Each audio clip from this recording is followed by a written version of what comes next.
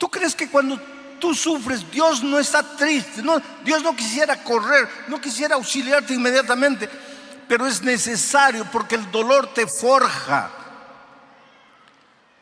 El fuego lapida el oro, purifica el oro.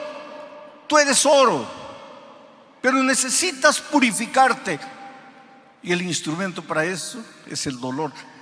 El diablo inventa el dolor. El dolor nace en la mente del diablo. Pero ya que vivimos en este mundo y el dolor nos va a tocar, Dios utiliza el dolor como un instrumento de crecimiento. Vamos al texto bíblico. El libro de los Hechos de los Apóstoles, capítulo 16. He pedido que coloquen el texto en la pantalla. Voy a leer solamente el versículo 27 y después les voy a contar el contexto de la historia para entrar en detalles del texto. Miren lo que dice el versículo 27.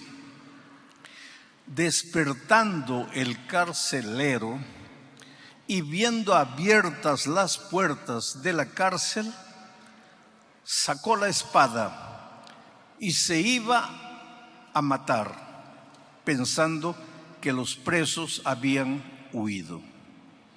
¿En qué circunstancias sucedió esto? Entonces ahora les voy a contar el contexto de manera general. Pablo estaba en una ciudad llamada Troas cuando tuvo un sueño. Un ángel se le apareció en visión y le dijo: pasa a Macedonia y ayúdanos. Él estaba pensando retornar, pero al recibir este llamado divino, llegó a la ciudad de Neápolis. Hoy día es el puerto de Kavala. Llegó allí y más o menos a unos 25 kilómetros se encontraba la ciudad de Filipos. Dios fue muy bueno con Pablo y Silas en Filipos, pero sucede que ahí en la ciudad había una joven que era poseída por el demonio y que adivinaba cosas. La gente se impresionaba. Y había gente muy inteligente, muy hábil, muy así deseosa de ganar, que prácticamente lo había esclavizado. Esa gente cobraba dinero por la adivinación de esta joven. El dinero era para ellos, no para ella. Pero entonces esta mujer estaba perturbando a los apóstoles y pues el poder de Dios es grande. Miren, quiero decirles una cosa. El enemigo es real. No es una imaginación. El diablo no es una idea. Es una persona. Fue un ángel extraordinario. Se rebeló, siguió su camino egoísta, se apartó de Dios.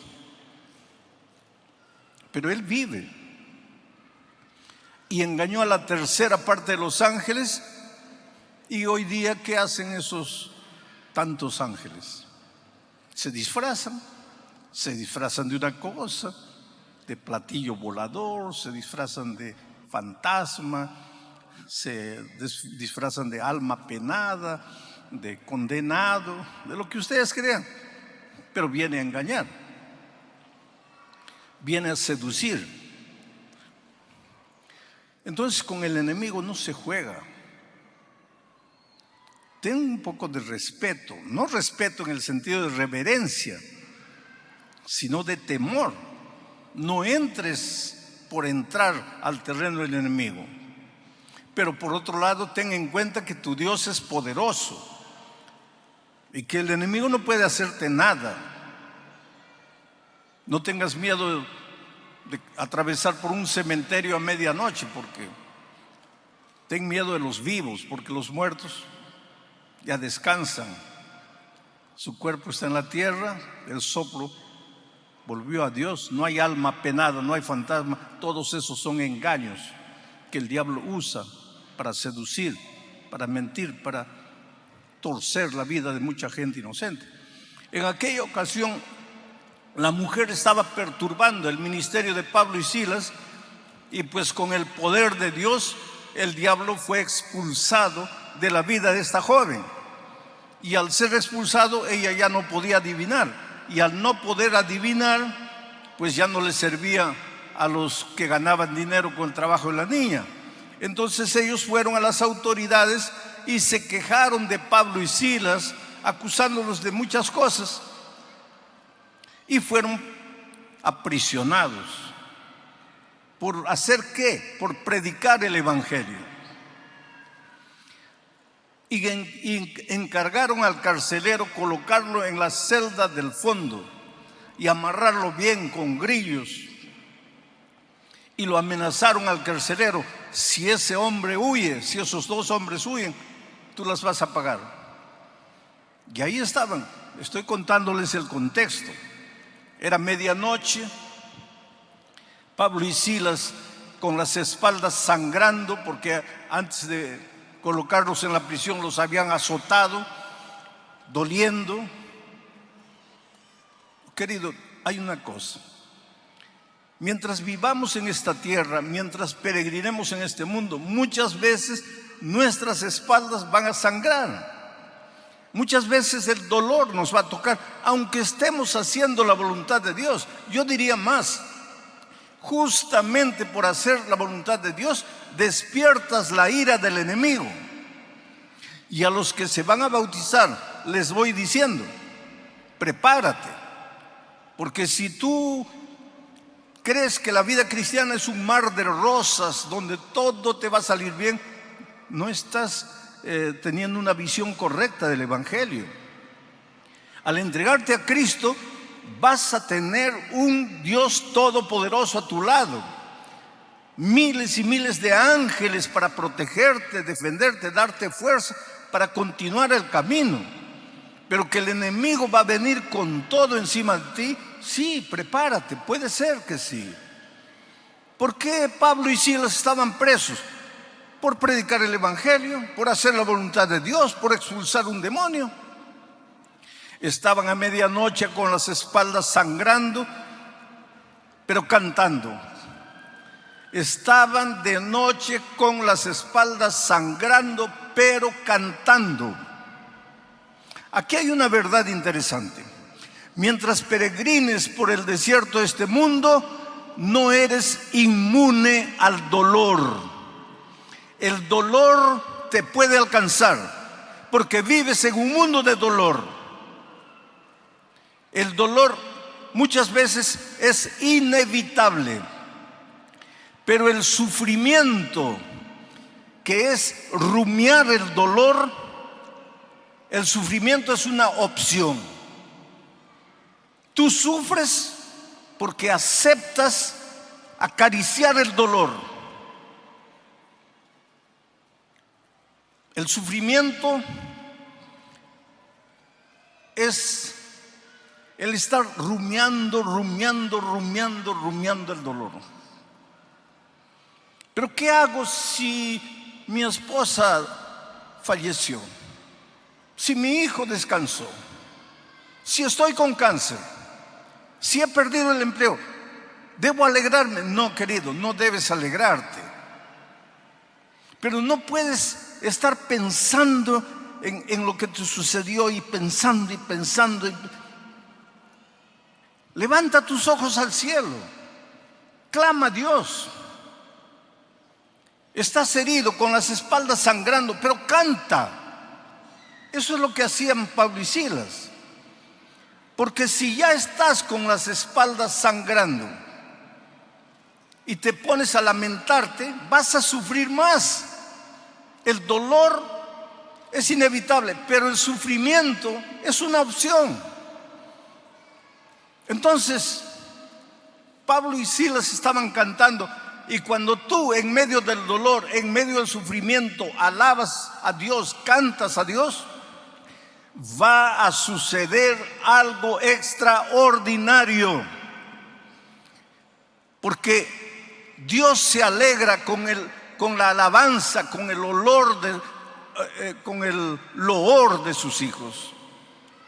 Aunque estés sufriendo, si tú cantas a Dios, si tú alabas a Dios, si tú levantas las manos al cielo y le dices: Señor, estoy sufriendo, me duele, no quisiera sufrir, pero ya que el dolor sufrió, ayúdame a alabarte en medio del dolor, va a suceder algo extraordinario. Dios no permanece inerte, no se cruza de brazos. Él es un Dios vigilante. Él conoce los detalles de tu vida. No hay nada oculto para Él. Tal vez el drama que estás viviendo lo guardas como un secreto en tu corazón y nadie sabe, pero Dios sabe. Aprende a alabar a Dios en medio del dolor, en medio de las lágrimas. Y si tienes que cantar llorando, llora, pero canta. Alaba el nombre de Dios. Él te ama mucho, y si permite que el dolor llegue a tu vida es porque Él tiene algún motivo que tú no entiendes hoy. Dios te ama y quiere prepararte y quiere hacerte crecer. Estudiamos en la lección de la escuela sabática la figura del destetado, del desmamado. Es una figura interesante. ¿Quién sufre más cuando un nené es desmamado? ¿La mamá o el nené? Claro, el nené quiere el pecho materno. Desde que ha nacido ha estado en el pecho materno. Pero la mamá sabe que llegó el momento de crecer, de avanzar. No puede estar mamando la vida toda. Tiene que ser desmamado. La mamá sabe y entiende, pero el bebé no sabe ni entiende. Él solo llora. Pero ¿quién sufre más? Yo creo que la madre. Yo creo, porque yo soy hombre. Nunca di de mamar. Pero la madre me entiende. La madre sufre terriblemente al ver a su hijito llorando, pero sabe que tiene que llorar para crecer. Ese es Dios. ¿Tú crees que cuando tú sufres, Dios no está triste? No, Dios no quisiera correr, no quisiera auxiliarte inmediatamente, pero es necesario porque el dolor te forja. El fuego lapida el oro, purifica el oro. Tú eres oro, pero necesitas purificarte. Y el instrumento para eso es el dolor. El diablo inventa el dolor. El dolor nace en la mente del diablo. Pero ya que vivimos en este mundo y el dolor nos va a tocar, Dios utiliza el dolor como un instrumento de crecimiento. Imagina aquella noche Pablo y Silas cantando. De repente ocurrió lo extraordinario. Un terremoto. Las paredes temblaron. Algunos lados de la prisión cayeron. Y cuando el carcelero despertó, lo primero que pensó fue: los prisioneros se han escapado. Y si se han escapado, yo estoy mal, porque me han dicho que yo soy el responsable. Y si los dejé escaparse, ellos me van a matar a mí. Estoy perdido. Ya no hay solución. La única solución para mí es la muerte. Entonces agarró la espada y estaba para clavársela cuando oyó la voz de Pablo y Silas desde adentro que le dijeron: no te hagas daño, estamos aquí, no hemos huido. Voy a pedir ahora que vuelvan a colocar el primer texto, porque hay unas implicaciones interesantes que quiero extraer del texto. Despertando el carcelero. Cuando el carcelero despertó, claro, aquí está narrando la historia. Él estaba durmiendo, era medianoche, con el temblor, todo, despertó. Pero nosotros podemos extraer una verdad espiritual interesante. Un día todos los seres humanos necesitamos despertar. ¿Despertar para qué? Para cobrar, para tener noción de la realidad. A veces caminas en la vida a la orilla del abismo, te vas a destruir, te vas a matar. El camino por donde estás yendo es un camino de muerte, pero no te das cuenta porque estás durmiendo. En algún momento de la vida tienes que despertarte, y cuando nos despertamos cobramos noción de la realidad. Solo que cuando tú no tienes a Cristo y cobras noción de la realidad, ¿qué es lo que dice? Y viendo las puertas abiertas, porque ahora ves la realidad, viendo las puertas abiertas de la cárcel, sacó la espada y se iba a matar. Y eso es lo que sucede con mucha gente. Al contemplar la realidad, arruinó la familia, arruinó los negocios, arruinó su propia vida física. Ahora está con cáncer, está a la orilla de la muerte. Ha tomado la vida toda y ahora está con cirrosis al hígado. De repente despierta. A veces los golpes de la vida, los terremotos de la vida son para que despertemos. Y cuando despierta, se da cuenta de su realidad, de su triste realidad. Y la primera idea que muchos tienen cuando no tienen a Cristo es que la muerte es la única salida. Me suicido, me quito la vida. Y ahora mira lo que dice el texto. Pensando que los presos habían huido. Pero ¿qué dice el texto siguiente, el versículo 28? Mas Pablo clamó a gran voz diciendo. Claro que él gritó desde el fondo, pero aquí hay otra verdad que nosotros podemos extraer. ¿Acaso no apareció el tercer ángel en medio del cielo clamando a gran voz? Ahora está Pablo aquí clamando a gran voz. ¿Por qué? Porque ve un hombre que está para matarse. Oh queridos, en el mundo hay mucha gente que no sabe qué hacer, no sabe a dónde ir. Piensa que la única salida es hundirse en el mundo de las drogas, o de la bebida, o de la promiscuidad, o matarse, quitarse la vida. Y nosotros somos los Pablos y Silas modernos. Nosotros somos representados por el tercer ángel para proclamar a voz en cuello, para gritar el evangelio en el buen sentido, porque hay gente muriendo, y eso hemos comprobado esta semana. Miles de personas entregándose a Cristo, miles de personas que algunas de ellas nunca quisieron saber nada de Jesucristo, escucharon la voz clara del Señor Jesús diciendo: hijo, yo te amo, y fueron y se entregaron al Señor Jesús. Sigo leyendo el texto, versículo 29. Él, el carcelero, al oír la voz de Pablo y Silas, él entonces, pidiendo luz. Claro, el texto es una cosa, yo estoy sacando lecciones espirituales. Él pidió luz porque estaba oscuro, escuchó la voz y quería ver si los prisioneros estaban ahí, por eso pidió luz. Pero estaría mucho forzando el texto si yo dijese que cuando los pecadores despiertan porque oyen la proclamación clara del evangelio, inmediatamente se dan cuenta que necesitan luz. Y la luz es la palabra de Dios. Lámpara es a mis pies tu palabra, lumbrera mi camino. Es la antorcha que alumbra en lugar oscuro.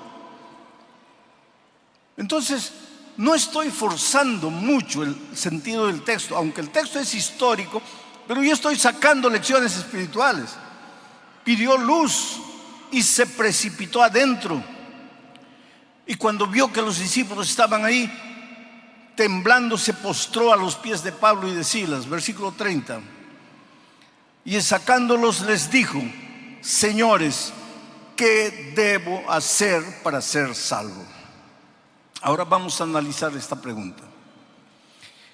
El hecho de que el carcelero preguntó: señores, ¿qué debo hacer para ser salvo?, es una evidencia de que él se dio cuenta que estaba perdido.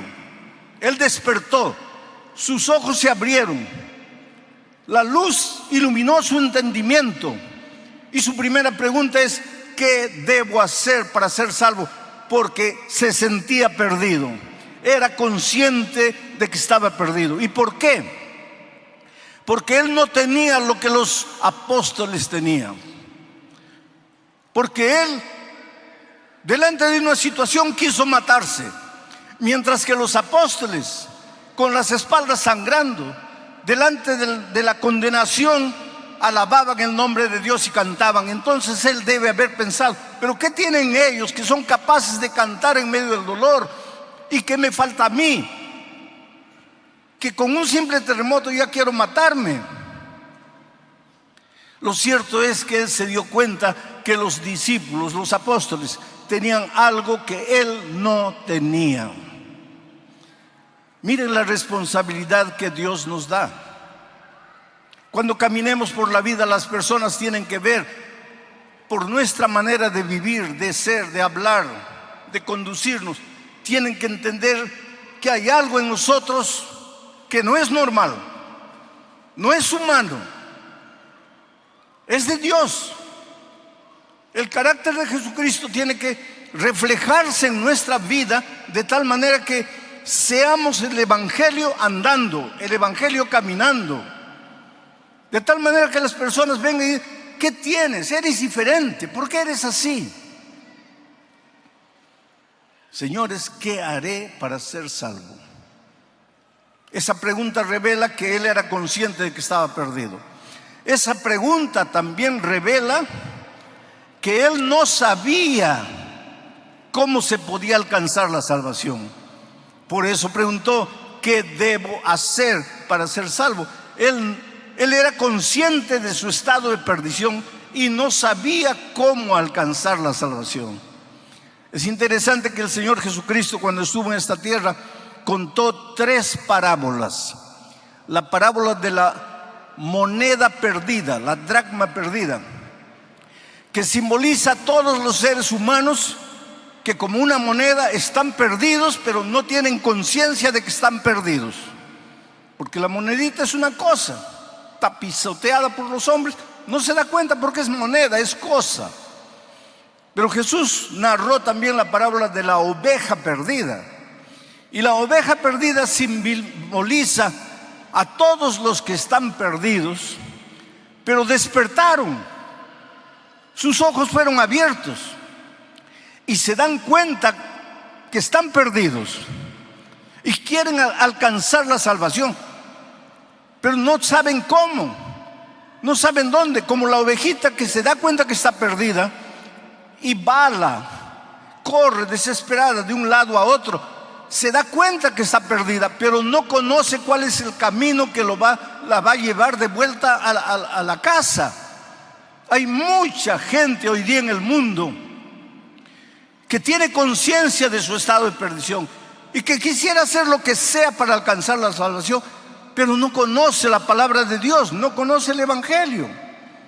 Yo estuve en un país de Europa, específicamente Portugal, en el santuario de Fátima, y vi con mis ojos gente caminando de rodillas, gente avanzando de rodillas, pero de kilómetros atrás. Las rodillas sangraban, se habían amarrado paños y la sangre atravesaba los paños y dejaba una mancha horrible en la calle, mancha de sangre. Y a medida que se acercaban del santuario, esas personas lloraban y cantaban y clamaban a Dios. Y aquello me impresionó tanto, me dolió el corazón. Esas personas son tan sinceras cuanto yo. Esas personas son tan sinceras como tú. Solo que nosotros tenemos la bendición de que nos llegó la palabra de Dios y entendemos que somos salvos por la gracia, mientras que ellos están queriendo alcanzar la salvación por el dolor, por el sacrificio, por la penitencia. Pero Jesús también contó la historia del hijo perdido. El hijo sabía que estaba perdido, conocía el camino de vuelta para casa, pero le faltaba tomar la decisión. Hay mucha gente, especialmente ahora que el evangelio es predicado por la radio, que escucha el mensaje, entiende que está perdida, entiende inclusive el plan de la salvación, pero le falta tomar la decisión. No mañana, no después, no el próximo año, no cuando me jubile, no cuando me gradúe, no cuando me case, pero no toma la decisión. Es necesario tomar la decisión porque hoy es el día de buena nueva, hoy es el día de salvación. Oh querido, la salvación puede usar, el tema de la salvación puede ser usada por el diablo también para engañar. Cuando el carcelero preguntó, ¿qué debo hacer para ser salvo?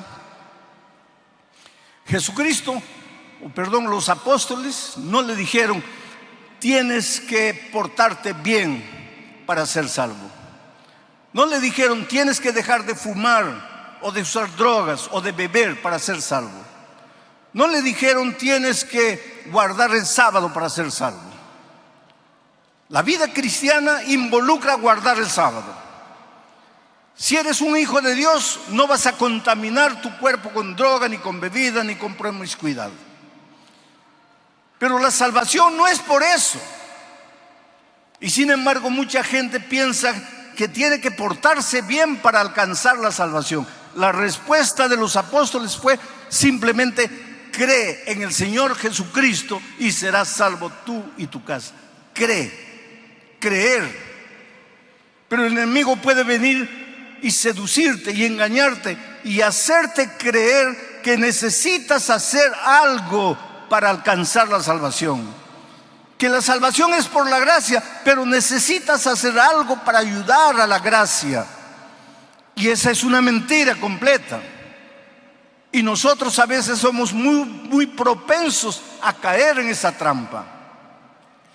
Por otro lado, cuando el enemigo no puede llevar a depositar la confianza de las personas en el comportamiento, en la conducta, te lleva al otro extremo, de creer que porque eres salvo por la gracia ya no debes obedecer, ya no tienes que preocuparte con la ley de Dios, que ya no tienes que preocuparte con el sábado, ni con la salud, ni con cuidar el cuerpo. ¿Por qué? Porque eres salvo por la gracia. Y sin embargo, Pablo es claro cuando escribe a los Efesios y les dice que no somos salvos por obra, sino solamente por gracia.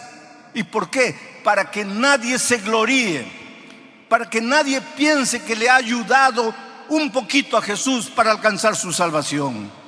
Tú y yo no podemos nada, no somos nada. Nuestras buenas obras, nuestras justicias son como trapo de inmundicia. Somos salvos únicamente por la gracia.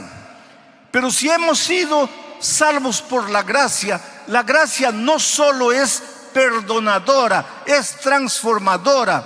Al mismo tiempo que Jesucristo te perdona, te transforma, te hace una nueva criatura en Él, en Cristo, para que vivas una vida nueva.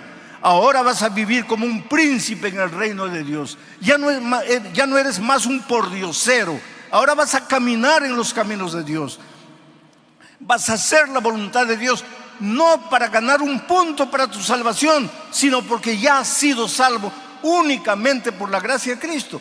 Por eso Pablo dice, no somos salvos por obras, somos salvos únicamente por la gracia de Cristo. Pero enseguida dice, pero hemos sido creados para buenas obras. Las buenas obras tienen lugar en la vida del cristiano, pero no es el papel salvador. Las buenas obras son un resultado de la salvación por la gracia. Cuando el carcelero preguntó, ¿qué debo hacer para ser salvo?, la respuesta de Pablo y Silas no fue, no te preocupes, que todos se van a salvar. Y sin embargo, inclusive en la iglesia nuestra, vez por otra aparece alguien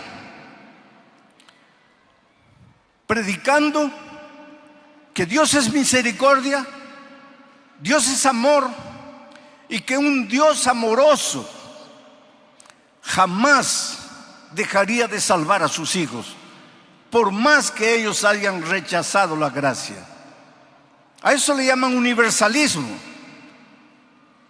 Y hay inclusive ministros de esta iglesia saliendo por enseñar eso.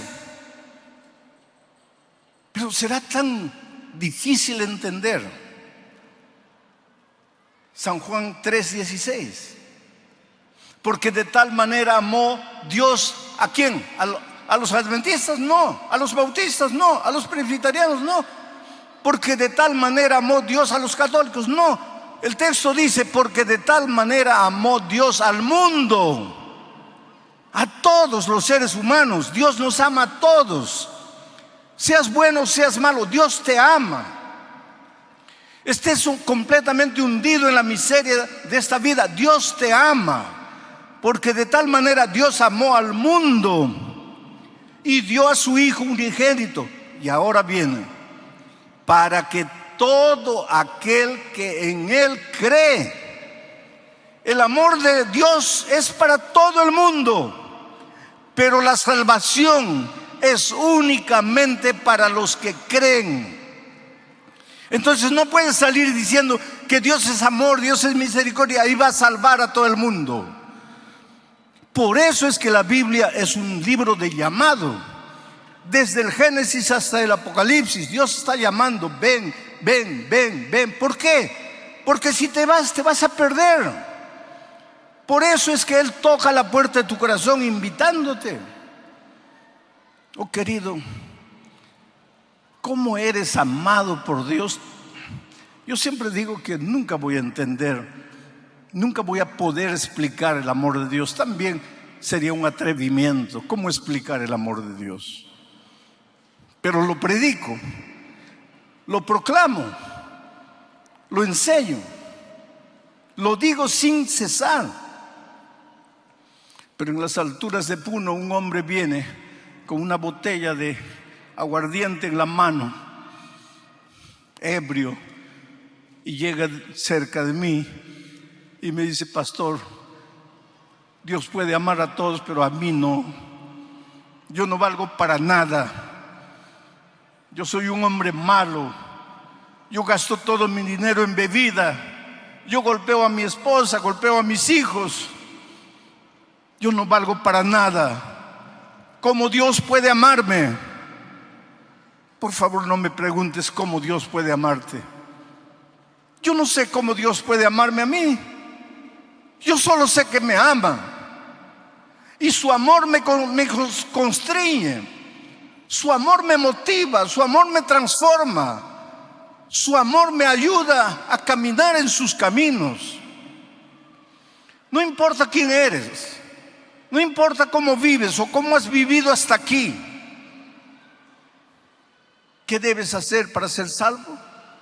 Cree en el Señor Jesucristo y serás salvo tú y tu casa. Ahora voy a terminar de leer el texto para entrar en la parte final de mi mensaje.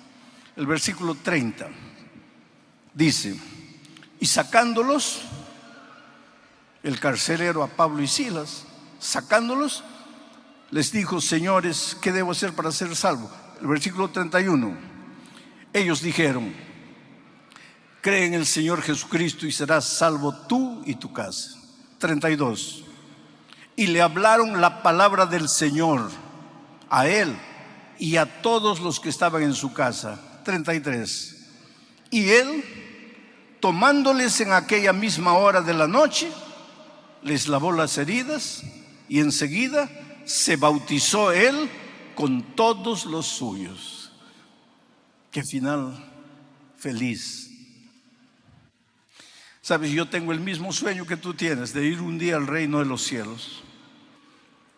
Y cuando esté ahí, me voy a acercar de un ángel y le voy a decir: ¿podrías mostrarme dónde es la casa del carcelero de Filipos?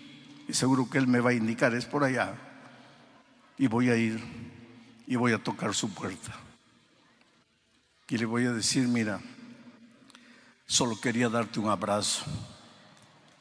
¿podrías contarme qué es lo que sucedió aquella noche en Filipos? ¿Podrías contarme qué pasó cuando despertaste y viste que las paredes habían caído? ¿Qué entró en tu corazón que quisiste matarte? Yo estoy seguro que en la eternidad tendremos todo el tiempo necesario para que Él me cuente la historia. Y yo le diré: sabes, no te conocía, apenas había leído tu historia en el libro de los Hechos, pero he predicado de ti en tantos lugares del mundo. Y al final de mi mensaje he hecho una invitación para que las personas vengan adelante entregándole la vida a Cristo. Y cientos de personas vinieron, porque tu testimonio, tú no tienes idea de cómo tu testimonio ayudó a miles de personas alrededor del mundo. Oh querido, Dios te ama y ahora llegó tu oportunidad. Ven a Jesucristo. Muchos de ustedes ya han tomado la decisión de bautizarse y han estudiado la Biblia. Y si estaban en el valle de la decisión, en este momento con toda seguridad el Espíritu de Dios está tocando tu corazón y te está diciendo: bautízate. Pero muchos de ustedes están recién conociendo la palabra de Dios y lógicamente no se van a bautizar, porque primero tienen que estudiar la palabra. ¿Recuerdas el texto que dice que Pablo les enseñó la palabra y entonces él y su familia se bautizaron? Te voy a pedir que te levantes y vengas. Si quieres bautizarte hoy, o si simplemente quieres aceptar a Jesucristo como tu Salvador y expresarle tu deseo de continuar estudiando la palabra de Dios. En el nombre de Jesucristo, levántate y ven. ¿Quién es la primera persona? Miren, allá está un hombre caminando con fe.